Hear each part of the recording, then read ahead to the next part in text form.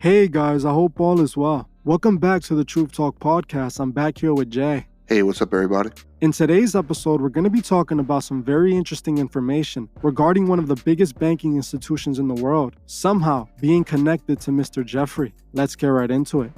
On December 30th, 2022, some very interesting information was revealed to the world that sadly went unnoticed. On December 30th, it was discovered that allegedly, JP Morgan Chase was somehow involved with Jeffrey's operation and actually played an important role in it.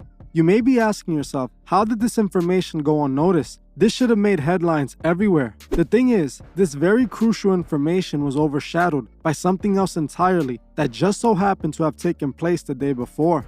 On December 29th, the most famous person currently on the internet, Andrew Tate, just so happened to get arrested in Romania. This situation made headlines everywhere and overshadowed any other news out. A while back when I covered Andrew Tate's arrest, we spoke about how it appeared his arrest was staged, and I felt it was a distraction from something else that was taking place.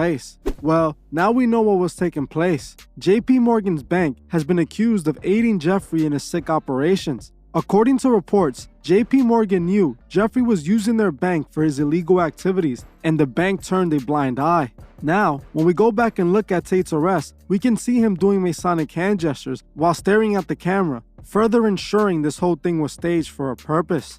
To me, it all connects. When you think about it and you see it for what it really is, you can't unsee it. Andrew Tate just so happens to get arrested the 29th. We know he is the most famous person out right now. There's nobody at his level of fame. He has a diehard fan base that's willing to do anything for him. He's trending every other week. And even though he was so-called canceled, he still managed to keep a large internet presence. He ends up getting arrested the day before one of the biggest banking institutions in the world, one of the most powerful corporations, just so happened to get exposed. There's no way you can say this is a coincidence, especially like I said, a lot of what Andrew Tate does is for attention. When he talks about exposing the Matrix and all this stuff, a lot of it comes off like he's part of a TV show or he's an actor or he's, playing a role. So then it makes it even more suspicious when he just so happens to be getting arrested, showing himself doing these Masonic gestures, taking pictures of the whole situation and video. Like, I've never seen that before. When do you really see that they arrest a person with the cameras full rolling, like a reality show?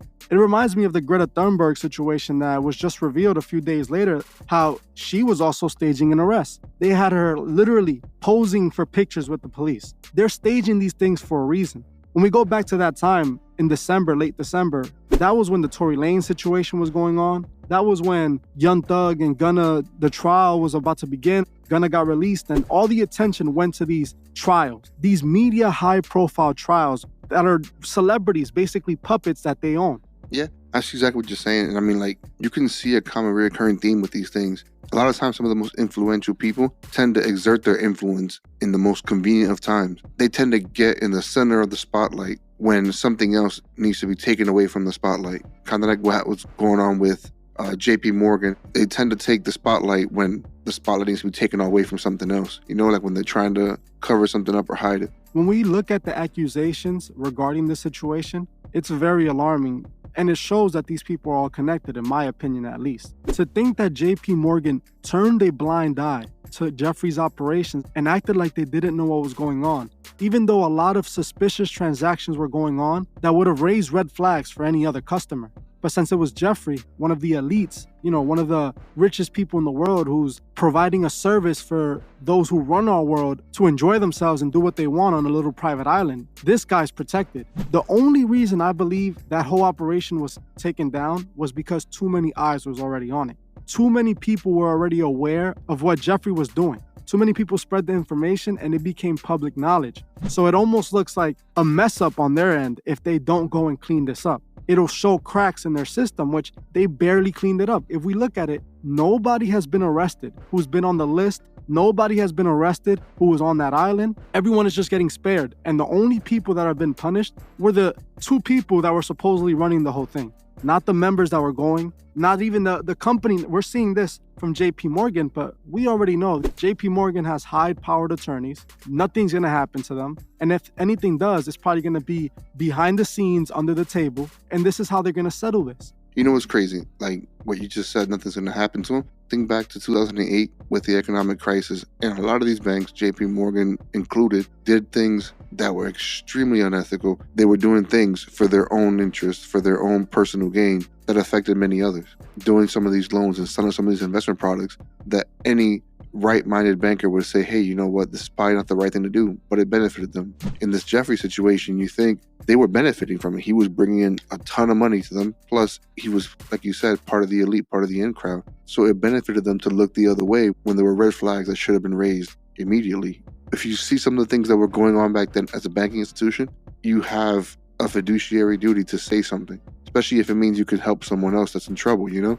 You think about when like a dealers come in and bring tons of cash into a bank, most bankers are going to report it and ask more questions instead of just taking it. But with the elite, it feels like that didn't happen. You know, they just kind of covered each other because it fit the agenda at the time. And I mean, it's crazy just to think with this whole Jeffrey and JP Morgan Chase situation, there was a district attorney in the U.S. Virgin Islands that filed a lawsuit.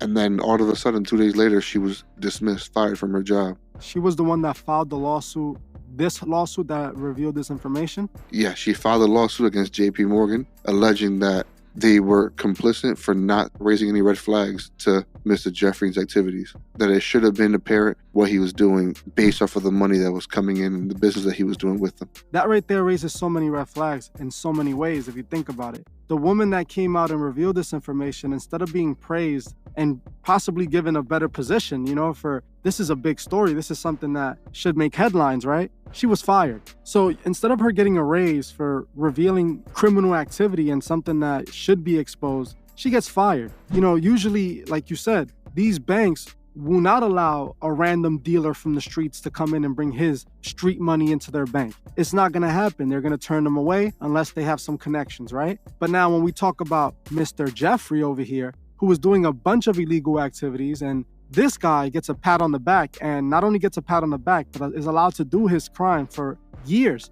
Jeffrey didn't just do this for 1 to 2 years and got caught. He did this for 10 to 15 years. It was consistently going on and nobody cared. All the people at the top, they were joining in with him. They weren't trying to stop him. You know what's crazy though? This happened, but it wasn't headline news. People weren't talking about it. People weren't hearing about it. Everyone was talking about Tate and Tate's arrest and Tate's allegations and everything going on with him. But here's one of the largest financial institutions in the world having a lawsuit filed against them for allegedly being complicit with one of the ex-elite who was doing some disgusting things.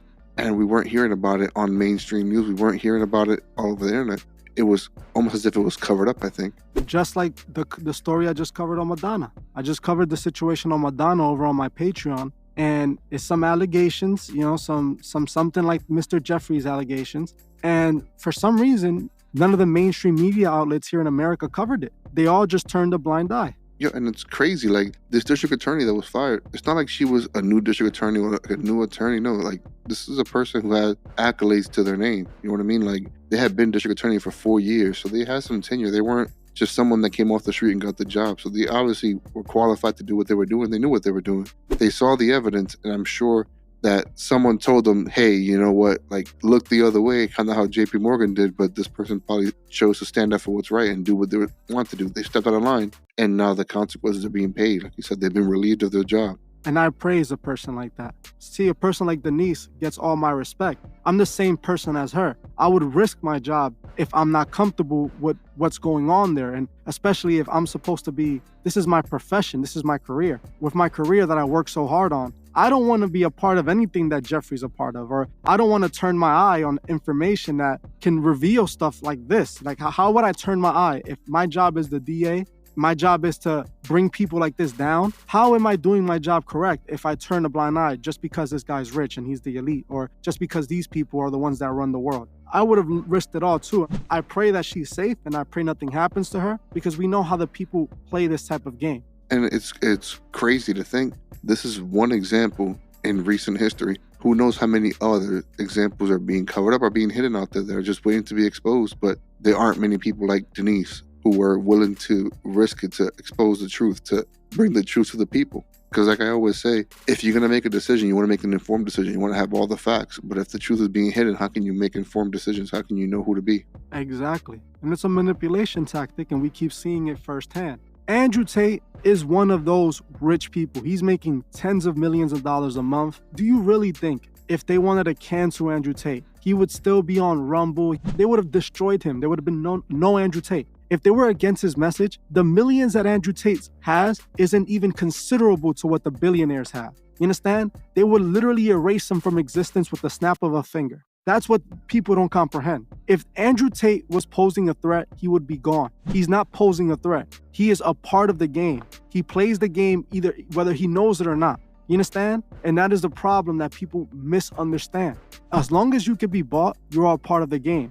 Andrew Tate is just like every other millionaire who took the fast route to money. He compromised. He took advantage of his supporters. He did what he had to do to get where he is, and that's why he's being used. Whether he was complicit in this or not is debatable, but what's for sure is that it happened for a specific reason the day before some very important information was revealed. I think he's a cog in the machine, you know what I mean? Like, he's playing his role from whoever gives him the orders. They might not give him the details to say, do what you got to do. I'm pretty sure it's just one of those things where they're using one of the many tools available to them. Now, one quick thing I'll just mention about this JP Morgan Chase and Jeffrey thing. It'll most likely get to a trial, but as we can see, the truth is already starting to be censored with the district attorney being fired and kind of being muzzled, let's say. We can already tell that we're not going to get all the facts in this case unless someone else decides to stand up for the truth and for what's right. Obviously, it's not going to happen. They're going to silence this. It's going to end up being pushed aside. It already is. This happened December 30th. We're in January 20-something already, the end of the month. It actually happened in September. She presented her findings in September. And it was just revealed in December. And then she filed the lawsuit December 30th. It makes perfect sense, though. You know, they did what they did. They fired her, got her out the way. She don't even have the power to do anything else no more. And they're going to make calls all around, make sure she don't get no high position job anywhere. She is done. They're eliminating her from their system. Sadly, it's what takes place. What most people don't understand is that the truth will always be the truth. Whether it sounds good, whether it sounds unpleasant to you, whether you don't agree with it, or whether you agree with it. The truth is going to remain the same. It's something solid. It's something that doesn't change. It's something that you can't pay to change. You can't force to change. And for me, in my example, whenever I comment on someone that most people hold dear to their hearts, I speak the truth for what I found, what I conceive as the truth, what I believe is the truth from the information I found on them. When I speak on them and people get mad, and I know that because I'm covering this person and a lot of people support this person that I might lose subscribers, I don't not cover that person because I'm going to lose subscribers, because in a way that would be selling out. I still say what I have to say. I still get my point across whether 100,000 people stop liking me because of it. The truth has to be put out. And the fact that Denise risked her job, she put her job on the line. They got her out of here, but she still made the point across. We already know the information now. You understand? The truth is still there. They couldn't get the truth out of the way. They got her out of the way. You know, she's no longer going to be able to pursue this or anything. They couldn't take out the truth, but they took out the person that exposed the truth. Here on the Truth platform, we're just always going to bring the truth, at least the way we see it, you know? And at the end of the day, we brought you guys some information that I really think each and every one of you should do more research individually on. Like, we can hop on the Discord and have conversations about this there, because that's more of a platform where we can speak freely. That's why in the coming weeks, me and Jay are actually planning on hosting an event over on Discord where for like 30 minutes, an hour, we'll answer some of you guys' questions and we can have some unfiltered conversations about things like this. The fact that so much of this information gets revealed and people just forget about it and move on, I don't think this could be one of those situations that we can forget about and move on. This should show people just how connected the system truly is. Yeah, 1,000%. Well, we're going to end it here, guys. I appreciate each and every one of you guys for coming back. Make sure you guys go subscribe to the second channel. Me and Dee are going to be posting videos there weekly. And if you haven't joined the Discord, make sure you join it now. The link is in the bio, and I'll also leave it in the comments. Thank you all, and I'll see you guys in the next one. See you on the next one, guys. Take care. I just want to give a special shout out to the Truth Movement members. I truly appreciate every single one of you. If you'd like to further support the channel, join the Truth Movement, or you can join me on Patreon where I drop exclusive videos monthly. The link would be in the description.